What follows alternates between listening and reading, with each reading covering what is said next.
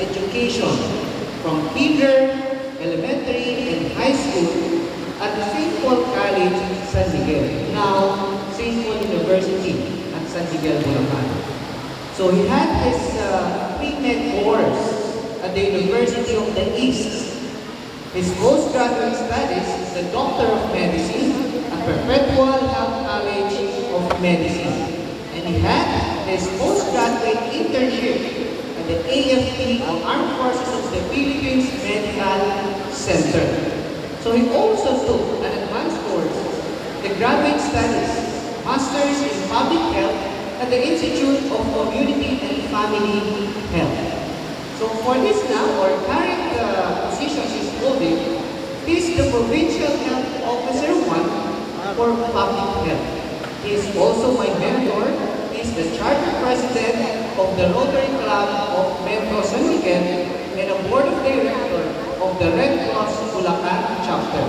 And he is also the President of the Pamana de Mayuni. He is a well-rounded person and a well-decorated gentleman. So he's a member of various and different church organizations at the parish and diocesan shrine of San Miguel or San Miguel Archangel.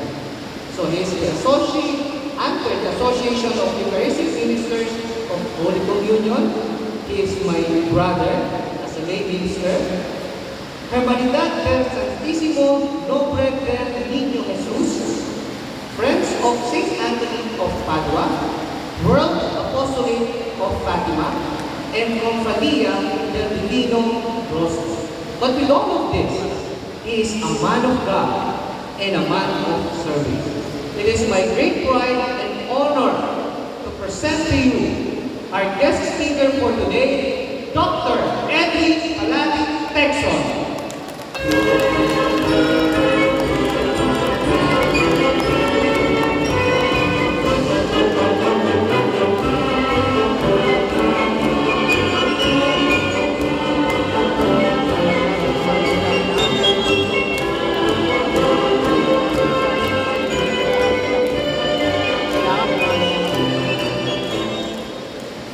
Thank you, Sir Ronald.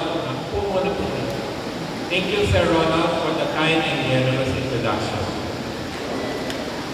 To our school principal, Mrs. Normelita S. Santiago, our finance officer, Ms. Claire P. Waminal, to our school administrator, Mr. Ronald Vincent Waminal, to the faculty, PTA officers, dear parents, kindergarten movers, guests, and friends.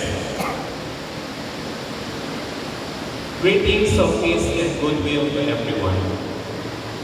Yung akin po maikling talumpati ay pinamagatan ko na Ama Kabataan, Pag-asa ng Bayan sa kinabukasan. But first of all,